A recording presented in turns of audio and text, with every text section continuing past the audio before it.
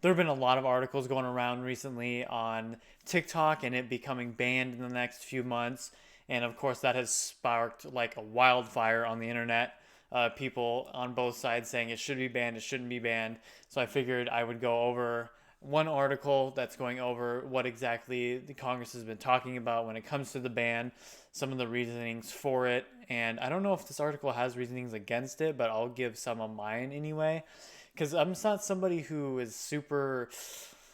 I'm not like the biggest fan of TikTok because I just see the it as an attention grabber and an attention stealer almost of people, which is what these apps are supposed to do, just keep people on there. I just have some friends who are just perpetually on TikTok, it seems like, so that's kind of why it leaves a bad taste in my mouth. And then plus it being from China and things like that. Well, we'll get into it here, but this is going to go over a little bit of what the concerns are when it comes to the app in America. So as you can see here, it says, is Congress really about to ban TikTok? It says this week, TikTok users opened the app to find a pop-up message urging them to call Congress and ask their representatives to stop a shutdown of the app. The bill in question is the latest in a long series of efforts from policymakers to address security concerns about the Chinese owned app. In the past year and a half, while federal entities go back and forth about the prospect of a nationwide ban, at least 33 U.S. states have limited the use of TikTok in some capacity. Bans have also been introduced in cities, government affiliated workplaces, and college campuses. So, the whole concern about it, I mean, it's kind of become a meme, sort of. It's the spyware and things like that. But it's founded in legitimate concerns because, as the article will go into a little bit here later, it's owned by a company in China. And because China is communist, they can force people to release the data that it has on their users to the government. And so, in that concern, at least from what I can see, that's pretty much justified because if it's forcing that company to give your information away, they have to oblige because that's just how China is. And so it can be kind of concerning in that regard because you don't want to have your information being stolen. At least I don't think you do, if you're a sane person anyway. And so this is the one side of the argument where I'm like, yeah, it's tough to be 100% for TikTok when you have something like this that's taking place because there's always that chance that it could very well be that spyware, if you will. And it says TikTok is owned by ByteDance, a Chinese internet company based in Beijing. Therefore, it's subject to a series of security laws that allow Chinese Communist Party, to compel a company to hand over data. American lawmakers are worried that the Chinese government will pressure ByteDance to share U.S. data on TikTok, which the CCP could potentially use to blackmail American journalists and politicians. I mean, that's just one end of the spectrum for the pressuring. I mean, even just getting your information out there, period. I mean, there's always that risk being on the internet. It's unfortunate, but that's just the way it is.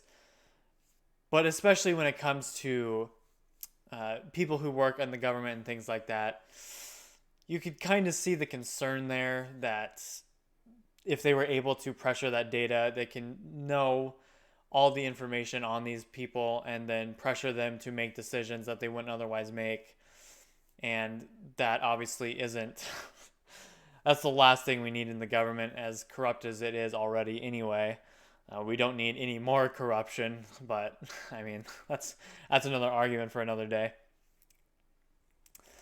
But if we scroll down here a little bit, it just goes over the different things with Trump and there's somebody else who was proposing it being banned. I think it was Elon. I'm not 100% sure.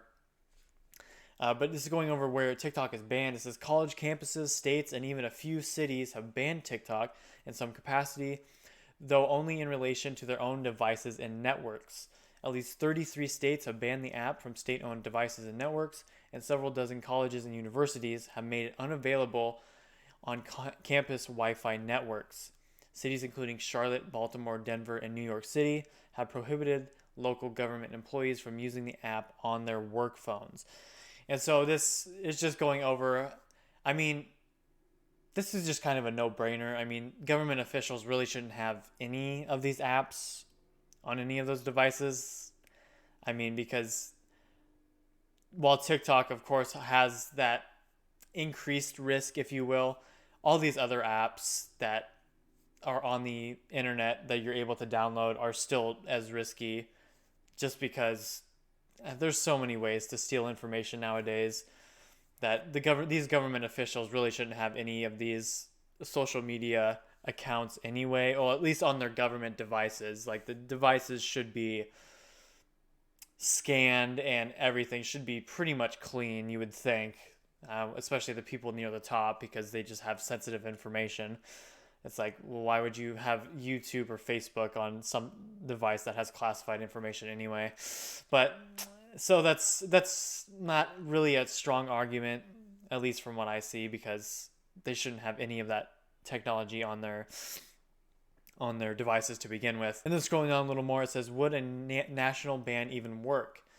Ain Caucus, I believe, I hope I didn't say that wrong, a media studies professor at the University of Virginia who specializes in tech relations between the US and China, told us last year that the likelihood of a national TikTok ban passing was extremely low.